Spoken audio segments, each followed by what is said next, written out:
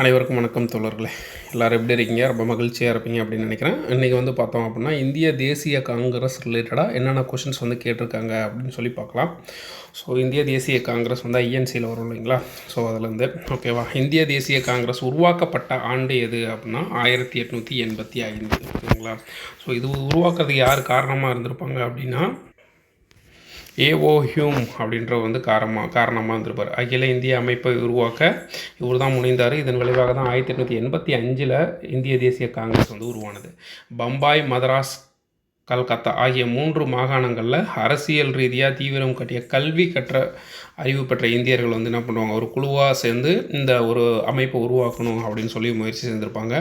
அதற்கு AO Hume தமது சேவையை வழங்கியிருந்திருப்பார். ஓகேங்களா. இந்திய தேசிய காங்கிரஸ் முதல் தலைவராக யார், உமேஷ் சந்திர பானர்ஜி அப்படின்றவர் 1885 இருந்திருப்பார். 1885 டிசம்பர் 28 இந்திய தேசிய காங்கிரஸின் முதல் கூட்டாமர்வு நடைபெற்றது. ஓகேங்களா. டிசம்பர் 28 முதல் கூட்டாமர்வு. ஸோ இந்திய தேசிய காங்கிரஸ் பொறுத்த வரைக்கும் எல்லா கூட்டமுமே எப்போ நடக்கும் அப்படின்னா இயர் எண்டில் தான் நடக்கும். ஓகேங்களா. அடுத்து ஆலன் ஹாக்டோவியன் ஹியூம் பற்றிய கூற்றுகளில் எது உண்மை அப்படின்னு சொல்லி கேட்குறாங்க. இந்திய தேசிய காங்கிரஸின் தந்தை அப்படின்னு சொல்லி அழைக்கப்படுறாரு. ஒரு சிறந்த பொருளாதார நிபுணர்கள் கிடையாது. 1893 லாகூர் அமைப்பின் தலைவர். ஸோ இதுவும் கிடையாது. ஓகேங்களா. இந்திய தேசிய காங்கிரஸின் முதல் பெண் தலைவர் யார் அப்படின்னு சொல்லி பார்த்தோம் அப்படின்னா அன்னி பேசன்ட். ஓகேங்களா. அன்னி பேசண்ட்டுக்கு ஒரு சிறப்பு பெயர் இருக்குது. அது தெரிஞ்சால் கீழே கமெண்ட் பண்ணுங்கள். அடுத்து பார்த்தோம் 1917 இந்திய தேசிய காங்கிரஸின் தலைவராக அன்னி பெசன்ட் தேர்ந்தெடுக்கப்பட்டார். அவர் தேஸ் கூட்டத்திற்கு தலைமை தாங்கினார் அப்படின்னா கல்கத்தா கூட்டம். ஸோ அன்னி பெசன்ட் முதல் தலைவராக பொறுப்பேற்றார். காங்கிரஸுடைய முதல் தலைவராக பொறுப்பேற்றார். எந்த ஆண்டு பொறுப்பேற்றார் அப்படின்னா 1917. ஸோ எந்த இடத்துல நடந்த கூட்டத்திற்கு பொறுப்பேற்றார் அப்படின்னா கல்கத்தாவில் நடந்த கூட்டத்திற்கு அன்னி பெசன்ட் பொறுப்பேற்றிருந்திருப்பாங்க. அடுத்து பார்த்தோம் அப்படின்னா இந்திய தேசிய காங்கிரஸில் ஆரம்ப காலத்தை பற்றி பின்வரும் கூற்றுகளில் எது சரியானவை அல்ல அப்படின்னு சொல்லி கேட்குறாங்க. 1885 இந்திய தேசிய காங்கிரஸ் துவங்கப்பட்டது. ரைட்டு. முதல் கூட்டம் டிசம்பர் 28 நடைபெற்றிருக்கும். உமேஷ் சந்திர பானர்ஜி அப்படின்றவர் முதல் தலைவராக இருந்திருப்பார். தேசிய ஒருமைப்பாட்டை வளர்ப்பது முக்கிய கொள்கையாக இருந்தது. அது சமூக சீர்திருத்தங்களை குறித்து விவாதித்தது கிடையாது. சமூக சீர்திருத்தங்களை குறித்தெல்லாம் ஃபர்ஸ்ட்டில் என்ன பண்ணல, விவாதிக்கலை. தேசிய காங்கிரஸ் விவாதிக்கலை. அது ஒரு ஒருங்கிணைந்த அரசியல் களம் உருவாக்க பாடுபட்டது. சரி, இது ஒரு ரைட்டு தான். ஸோ மற்ற 3 ரைட்டு தான். சி மட்டும் தவறானது. தன்னாட்சி நிறுவனங்கள் மற்றும் பொறுப்பான அரசு என்பதை இந்தியாவில் பிரிட்டிஷ் ஆட்சியின் குறிக்கோள் என்று புதிய வெளியுறவு அமைச்சர் மாண்டேகு சேம்ஸ்போர்ட் அப்படின்ற 1917 ஆகஸ்ட் 20 அறிவிப்பார். இந்த ஒரு அறிக்கையை என்ன பண்ணுவாங்க அப்படின்னா ஒரே இரவில் அன்னி பெசன்ட் அம்மையாரை விசுவாசியாக நிகராக மாற்றியது. செப்டம்பர் 1917 அவர் விடுதலையான போதும் அவர் 1917 இந்திய தேசிய காங்கிரஸ் கல்கத்தா மாநாட்டிற்கு தலைமை தாங்கினார் அப்படின்னு சொல்லிட்டு சொல்லப்படுது. இந்திய தேசிய காங்கிரஸின் 2வது பெண் தலைவர் யார் அப்படின்னா சரோஜினி நாயுடு. எந்த ஆண்டு அப்படின்னு உங்களுக்கு தெரிஞ்சால் கீழே கமெண்ட் பண்ணுங்கள். முதல் தலைவர் யார், அன்னி பெசன்ட் அம்மையார். 1917 கல்கத்தா மாநாட்டில் அவங்க தலைமை தாங்கி இருந்திருப்பாங்க. இந்திய தேசிய காங்கிரஸின் முதல் முஸ்லீம் பிரசிடெண்ட் யார் அப்படின்னு சொல்லி தலைவர் யார், சையத் பக்ருதீன் டயாஜி அப்படின்றவர். ஓகேங்களா. இவர் எங்கே நடந்த கூட்டத்துக்கு தலைமை தாங்கியிருப்பார் அப்படின்னா சென்னையில் நடந்த கூட்டத்துக்கு தான் தலைமை தாங்கியிருந்திருப்பார்.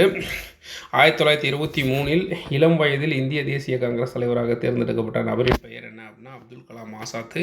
இவர் தான் நீண்ட நாள் காங்கிரஸ் கட்சியின் தலைவராகவும் இருந்திருந்திருப்பார்.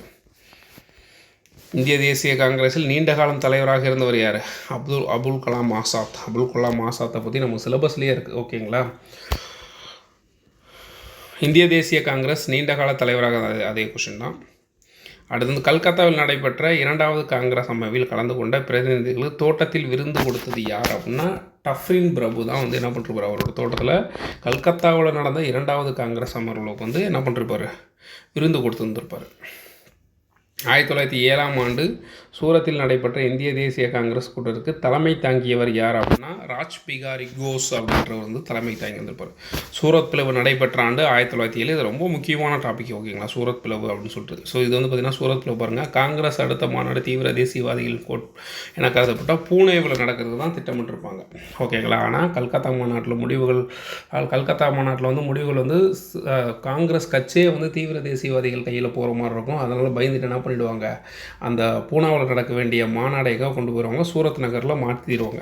காங்கிரஸின் அடுத்த தலைவர் பொறுப்புக்கு மிதவாதி தேசியவாதிகள் வேட்பாளர்கள் ராஜ்பிகாரி கோஸ் என்பவர் வந்து என்ன பண்ணிருப்பார், எதிராக வந்து தீவிர தேசியவாதிகள் வந்து லாலா லஜபதி ராயின் பெயரை முன்மொழிவாங்க. ஸோ மிதவாதிகள் வந்து ராஜ்பிகாரி கோஸ் பெயரையும், தீவிர தேசியவாதிகள் வந்து லாலா லஜபதி ராயோடைய பெயரையும் வந்து முன்மொழிவாங்க. இவங்க தான் தலைவராக இருக்கணும், அவங்க வந்து அவர் தான் தலைவராக இருக்கணும் அப்படின்னு சொல்லிட்டு சொல்லுவாங்க. ஆனால் என்ன ஆகுனா, இந்த பிளவு ஏற்படுவதை தவிர்ப்பதற்காக லாலா லஜபதி ராய் என்ன பண்ணுவார், போட்டியிடுவதற்கு மறுத்துருவார்.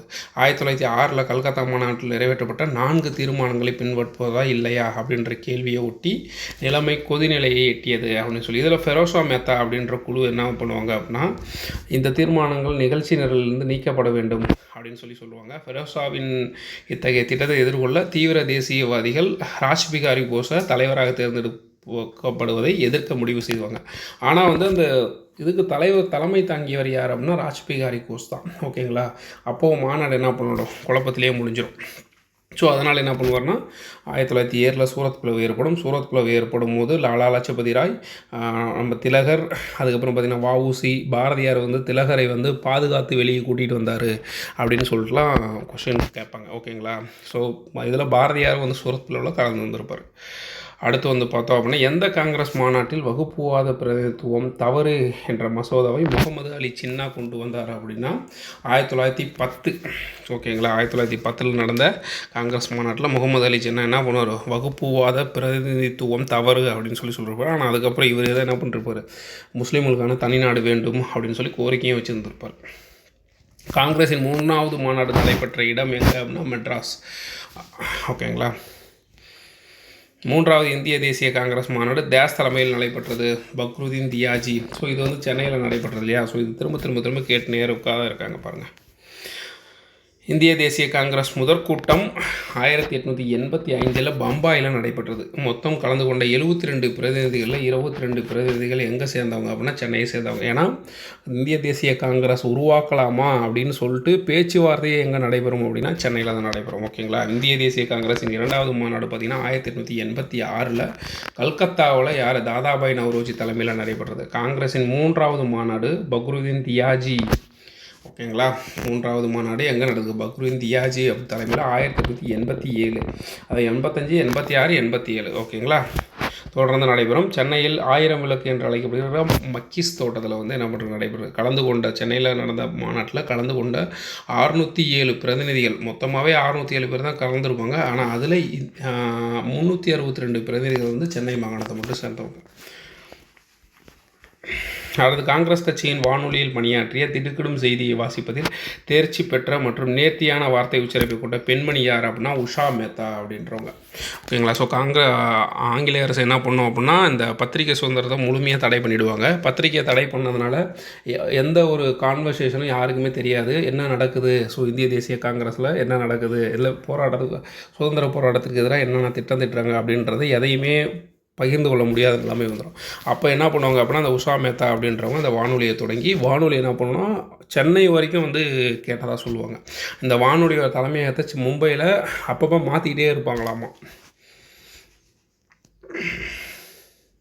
ஓகே, உஷா மேத்தா நிறுவிய காங்கிரஸ் வானொலி திரைமறைவில் இருந்தபடி 1942 நவம்பர் மாதம் வரைக்கும் வந்து வெற்றிகரமாக செயல்பட்டு இருந்துச்சு. ஸோ இது வந்து பார்த்திங்கன்னா ரகசிய வானொலி ஒளிபரப்புன்னு சொல்லுவாங்க. வெள்ளையனை வெளியேறி இயக்கத்தின் மற்றொரு சிறப்பம்சம் புரட்சியாளர்களால் வானொலி பயன்படுத்தப்பட்டவை அப்படின்னு சொல்லப்படுது. பத்திரிகை சுதந்திரம் என்ன பண்ணுவாங்க, முற்றிலுமாக பறிக்கப்பட்ட நிலையில் புரட்சியாளர்கள் பம்பாய் நகரில் ரகசிய வானொலி ஒலிப்பு முறையை நிறுவனாங்க. இந்த ஒளிபரப்பு டிரான்ஸ்மீட்டர் ஒரு இடத்தில் என்றல்லாமல் நகரின் பல்வேறு பகுதிகளுக்கு இடமாற்றி கொண்டே இருந்தாங்க. இந்த ரகசிய வானொலி ஒளிபரப்பிற்கு வித்திட்டவர் யார் அப்படின்னா அவர் தான் வந்து உஷா மேத்தா என்பவங்க.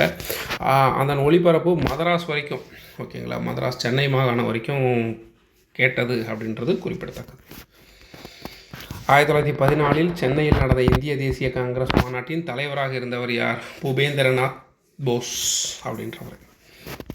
1914 சென்னையில் நடந்த காங்கிரஸ் மாநாட்டின் தலைவராக இருந்தது அதே பூபேந்திரநாத் போஸ் தான். 29வது அமர்வு 1914 டிசம்பரில் சென்னை நுங்கம்பாக்கத்தில் இது நடந்திருக்கும் மாநாடு. ஒத்துழையாமை இயக்கம் பற்றிய திட்டம் எந்த இடத்தில் நடைபெற்ற காங்கிரஸ் மாநாட்டில் ஏற்றுக்கொள்ளப்பட்டது? ஒத்துழையாமை இயக்கம் அப்படின்னா இந்திய தேசிய காங்கிரஸ் மாநாடு நாக்பூரில் நடக்கும்போது தான் என்ன பண்ணுவாங்க, ஒத்துழையாமை இயக்கம் திட்டத்திற்கு ஓகே சொல்லியிருந்திருப்பாங்க. ஸோ ஒத்துழையாமை இயக்கம் பாருங்கள், 1920 செப்டம்பர் மாதம் கல்கத்தாவில் நடைபெற்ற சிறப்பு கூட்ட அமர்வில் என்ன பண்ணுறாங்க, இந்திய தேசிய காங்கிரஸ் ஒத்துழையாமை இயக்க அனுமதியை வழங்கியது. எப்போ வழங்குறாங்க? 1920 செப்டம்பர். எந்த மாநாடு? கல்கத்தாவில் நடந்த மாநாட்டில். ஓகேங்களா. பின்னர் 1920 டிசம்பர் மாதம் சேலம், ஓகேங்களா, சேலம் விஜயராகவாச்சாரியரின் தலைமையில் நாக்பூரில் நடந்த அமர்வில் தீர்மானம் நிறைவேற்றப்பட்டது. அதாவது ஒத்துழையாமை இயக்கம் நடைபெறத்துக்கு அனுமதி வழங்கிய மாநாடு கல்கத்தா மாநாடு. ஓகேங்களா. ஸோ அப்போயே செப்டம்பர்லேயே நடக்கும் அது. அதுக்கப்புறம் வந்து பார்த்திங்க அப்படின்னா 1920 சேலம் விஜயராகவாச்சாரி, அதாவது ராஜாஜி இருக்கார்ல, அவரோட தலைமையில் நாக்பூரில் நடந்த அமர்வில் தீர்மானம் நிறைவேற்றப்படுறாங்க. ஓகேங்களா. இந்திய தேசிய காங்கிரஸ் எந்த ஆண்டு அமர்வில் வரலாறு சிறப்புமிக்க பூரண சுயராஜ்யம் என்ற அறிக்கையை வெளியிட்டது அப்படின்னா 1929 லாகூர் காங்கிரஸ் மாநாடு. ஓகேங்களா. அப்போ யார் தலைமை தாங்கியிருப்பா அப்படின்னா ஜவஹர்லால் நேரு அவர்கள் வந்து தலைமை தாங்கியிருந்திருப்பார். பாருங்கள், 1927 இந்திய தேசிய காங்கிரஸின் சென்னை மாநாடு முழு சுதந்திரம் தனது இலக்கு அப்படின்னு சொல்லி அறிவிப்பாங்க. ஸோ அப்போ முழு சுதந்திரமே தனது இலக்கு என்று அறிவித்த ஆண்டு 1927. எங்கே நடந்த மாநாடு? சென்னையில் நடந்த மாநாடு. 1929 லாகூரில் கூடிய காங்கிரஸ் மாநாட்டில் பூரண சுயராஜ்யம், அதாவது முழு சுதந்திரம் என்பதை இலக்கு தீர்மானம் நிறைவேற்றப்பட்டது. மேலும் 1930 என்ன பண்ணுறாங்க, ஜனவரி 26 ராவி நதி கரையில் வந்து சுதந்திரத்தை அறிவிக்கும் விதமாக ஜவஹர்லால் நேரு தேசிய கொடியேற்றார். ஸோ இதன் நினைவாக தான் என்ன பண்ணுறோம் அப்படின்னா, நம்ம அரசியலமைப்பு இருக்குல்ல, ஏற்றுக்கொள்ளப்பட்ட நாள் நவம்பர் 29, 1949 ஏற்றுக்கொள்கிறோம். ஆனால் என்ன பண்ணுவாங்க அப்படின்னா 1950 ஜனவரி 26 நடைமுறைப்படுத்தி இருந்திருப்பாங்க. ஸோ இதன் நினைவாக தான் என்ன பண்ணியிருப்பாங்க அப்படின்னா, ஸோ நம்ம குடியரசு தினம் வந்து ஜனவரி 26 வச்சுருக்கோம். இந்திய தேசிய காங்கிரஸ் பூரண சுதந்திர நாளாக கொண்டாடிய நாள் எப்போனா ஜனவரி 26, 1930 நான் வச்சுக்கோங்க. ஓகேங்களா. பூரண சுதந்திர நாள் எப்போ அப்படின்னா ஜனவரி 26, 1930. எங்கு கூட்டப்பட்ட காங்கிரஸ் மாநாட்டில் நேருவின் அறிக்கை சமர்ப்பிக்கப்பட்டது? லாகூர். எந்த ஆண்டு? 1929. சட்ட மறுப்பு இயக்கம் பூரண சுயராஜ்யம் நோக்கி. ஸோ இதை முன்னாடி தான் பார்த்தோம். ஸோ அதை திரும்ப இங்கே கொடுத்துருக்கோம். ஓகேங்களா. பின்வரும் நோட்டில் தவறானவை எவை? முதல் வட்டமேசை மாநாட்டில் இந்திய தேசிய காங்கிரஸ் புறக்கணித்தது. ரைட்டு. காந்தி 2வது வட்டமேசை மாநாட்டில் பங்கேற்றார். ரைட்டு. 2வது வட்டமேசை மாநாட்டிற்கு பின்பு காந்தி இருவின் ஒப்பந்தம் மேற்கொள்ளப்பட்டது கிடையாது. அதாவது 2வது வட்டமேசை மாநாட்டில் காந்தி கலந்துக்கிறதுக்காக தான் இந்த காந்தி இருவின் ஒப்பந்தமே நடைபெறும். கம்யூனல் அவார்டு 3வது வட்டமேசை மாநாடோடு தொடர்புடையது. கம்யூனல் அவார்டுனா அந்த வகுப்புவாத பிரதிநிதித்துவம் ராம்சே மெக்டொனால்டு அப்படின்றவர் கொடுப்பார்ல, அதை பற்றி சொல்கிறாங்க. ஸோ இது 3 ரைட்டு. சி மட்டும் தவறானது. ஸோ அதுதான் இங்கே கொடுத்துருக்காங்க. முழுமையான சுயராஜ்யத்திற்கான போராட்டம் மற்றும் சற்று மறுப்பு இயக்கம். இதன் டொமினியன் அந்தஸ்து வழங்கப்பட்டது குறித்து திருப்தி அடையாத காங்கிரஸ் சிலர் முழுமையான சுதந்திரம் வேண்டி கூறி வைத்தனர். 1929 டிசம்பர் மாதம் லாகூரில் ஜவஹர்லால் நேரு தலைமையில் காங்கிரஸ் அமர்வு நடைபெறுது. அதில் முழுமையான சுதந்திரம் என்பது இலக்காக அறிவிக்கப்பட்டது. வட்டமேசை மாநாடு புறக்கணிப்பு என்பது முடிவு செய்யப்பட்டது எப்போ? 1929 ஜவஹர்லால் நேருடைய தலைமையில் நடந்த காங்கிரஸ் மாநாட்டில் தான். ஓகேங்களா. எங்கே நடக்குது அந்த மாநாடு? லாகூரில் நடக்குது. லாகூரில் நடந்த காங்கிரஸ் மாநாட்டில் தான் என்ன பண்ணுறாங்க, வட்டமேசை மாநாடு புறக்கணிக்கிறாங்க. அதுக்கப்புறம் என்ன பண்ணுறாங்க, சட்டமறுப்பு இயக்கத்தை தொடங்கவும் முடிவு செய்யப்பட்டதும் இது லாகூர் காங்கிரஸ் மாநாடு. 1930 ஜனவரி 26 சுதந்திர நாளாக அறிவிக்கப்பட்டு வரிகொடா இயக்கம் உள்ளிட்ட சட்டமறுப்பு இயக்கம் மூலமாகவும் வன்முறையற்ற முறையில் முழுமையான சுதந்திரத்தை அடைவது குறித்தும் நாடு முழுவதும் உறுதிமொழி ஏற்கப்பட்டது அப்படின்னு சொல்லியிருந்தாங்க. அந்த வட்டமேசை மாநாடு பாருங்கள். இந்த இயக்கத்தின் மத்தியில் 1930 நவம்பர் மாதம் லண்டனில் 1வது வட்டமேசை மாநாடு நடைபெற்றது. 1930 3 வட்டமேசை மாநாடுகளும் கலந்து கொண்டவர் யார் அப்படின்னா நம்ம அம்பேத்கர். ஓகேங்களா. ஸோ இப்போ அந்த 3 வட்டமேசை மாநாடுகளிலும் நடந்து கொண்ட தமிழர் ஒருத்தர் இருப்பார். சென்னை மாகாணத்திலேருந்து ஒருத்தர் போயிருப்பார். அவருடைய பெயர் என்னென்னு உங்களுக்கு தெரிஞ்சால் கீழே கமெண்ட் பண்ணுங்கள். பிரிட்டிஷ் பிரதமர் ராம்சே மெக்டொனால்டு மாகாண சுயாட்சி கூடிய மத்திய அரசு பற்றிய யோசனை அறிவித்தார். காங்கிரஸ் தலைவர்கள் சிறையில் அடைக்கப்பட்டிருந்ததால் வட்டமேசை மாநாட்டில் காங்கிரஸ் கட்சி கலந்து கொள்ளவில்லை. இந்த பிரச்சனை குறித்து எந்த முடிவும் எடுக்கப்படாமலே முதல் வட்டமேசை மாநாடு முடிவுற்றது. அடுத்து பாருங்கள், காந்தி இர்வின் ஒப்பந்தம் என்ன பண்ணியிருப்பாங்க அப்படின்னா, காந்தியடிகளுடன் அரசு பிரதிநிதி இர்வின் பிரபு பேச்சுவார்த்தை நடத்தி 1931 மார்ச் 5, ஓகேங்களா, டேட்டோடு கேட்பாங்க. ஓகேங்களா. மார்ச் 5 காந்தி இர்வின் ஒப்பந்தம் ஏற்பட்டது. வன்முறையில் ஈடுபடாத அனைத்து அரசியல் கைதிகளையும் உடனடியாக விடுதலை செய்வது, கைப்பற்றப்பட்ட நிலத்தை திரும்பித் தருவது, பதவி விலகிய அரசு ஊழியர்கள் விஷயத்தில் நீக்குப்போக்காக நடந்து கொள்வது ஆகிய கோரிக்கையெல்லாம் வச்சு கடலோர கிராமங்கள் மக்கள் உப்பு காய்ச்சறதுக்கு பர்மிஷன் கொடுக்குறது, இதை பற்றிலாம் பேசி காந்தி என்ன பண்ணுவார், 2வது வட்டமேசை மாநாட்டில் கலந்து கொள்ள காங்கிரஸ் கட்சியுடன் எப்போ 1931 செப்டம்பர் 7ஆம் தேதி ஓகேங்களா நடந்த 2வது வட்டமேசை மாநாட்டில் காந்தியடிகள் வந்து கலந்து கொள்வார். ஓகேங்களா, சிறுபான்மையினருக்கு தனி தொகுதிகள் வழங்குவதை காந்தியடிகள் வந்து ஏற்கலை. இதன் விளைவாக 2வது வட்டமேசை மாநாடும் எந்த ஒரு முடிவுமே எடுக்காமல் அப்படியே முடிஞ்சார். இதனிடையே 1932 ஆண்டு நவம்பர் 17ஆம் நாள் முதல் டிசம்பர் 24ஆம் நாள் வரை 3வது வட்டமேசை மாநாடு வந்து நடைபெற்றது. சட்ட மறுப்பு இயக்கத்தின் புத்துயிரூட்டிய காங்கிரஸ் கட்சி இந்த மாநாட்டில் வந்து 3வது வட்டமேசை மாநாட்டில் கலந்து கொள்ள. ஸோ முதல் வட்டமேசை மாநாடு 1930, 2வது வட்டமேசை மாநாடு 1931, 3வது வட்டமேசை மாநாடு 1932. ஸோ காந்தி இர்வின் ஒப்பந்தம் இப்போ 1931 மார்ச் 5.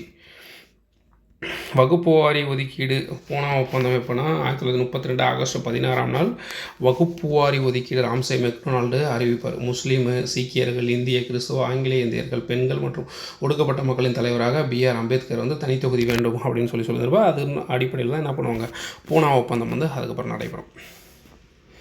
இந்திய தேசிய காங்கிரஸ் கலந்து கொண்ட வட்டமேசை மாநாடு எது அப்படின்னா 2வது வட்டமேசை மாநாடு. 1931ஆம் ஆண்டு கராச்சியில் நடைபெற்ற இந்திய தேசிய காங்கிரஸ் மாநாட்டிற்கு தலைமை வகித்தவர் கராச்சி 1931 யார் அப்படின்னா வல்லபாய் பட்டேல் அப்படின்றவர் தலைமை தாங்க இருப்பார். எதற்காக இந்த வட்டமேசை மாநாட்டில் வந்து இந்த காங்கிரஸ் மாநாட்டில் தான் என்ன பண்ணிருப்பாங்க, காங்கிரஸ் வந்து வட்டமேசை மாநாட்டில் கலந்து கொள்ளலாமா வேண்டாமா அப்படின்ற முடிவு எடுக்கிறதுக்காக இதை கூட்டியிருந்திருப்பாங்க. 1931 ஓகேங்களா கராச்சி. மார்ச் 1931 நடந்த கராச்சி அமர்வு சர்தார் வல்லபாய் பட்டேல் தலைமையில் அடிப்படை உரிமைகள் கடமைகளில் ஒரு தீர்மானத்தை நிறைவேற்றியதோடு இல்லாமல் சுதந்திர இந்தியாவின் பொருளாதார கொள்கை பற்றி ஒரு பார்வை வழங்கியது. இதுவே சுதந்திர இந்தியாவிற்கான இந்திய தேசிய காங்கிரஸின் கொள்கை அறிவிப்பு விளக்கமானது. இந்த உரிமைகளும் சமூக மற்றும் பொருளாதார திட்டங்களும் உறுதி செய்வது யாதெனில் அரசியல் சுதந்திரம் மற்றும் பொருளாதார சுதந்திரம் என்பது பிரிக்க முடியாத ஒன்றாக ஏற்றுக்கொள்ளப்பட்டது. 1939ஆம் ஆண்டு தேர்தலில் சுபாஷ் சந்திர போஸ் எந்த வேட்பாளரை தோற்கடித்து காங்கிரஸ் கட்சியின் தலைவரானார் அப்படின்னா பட்டாபி சீதாராமையாவை தோற்கடித்து தான் சுபாஷ் சந்திர போஸ் வந்து என்ன பண்ணியிருந்திருப்பார், காங்கிரஸின் தலைவராக இருந்திருப்பார்.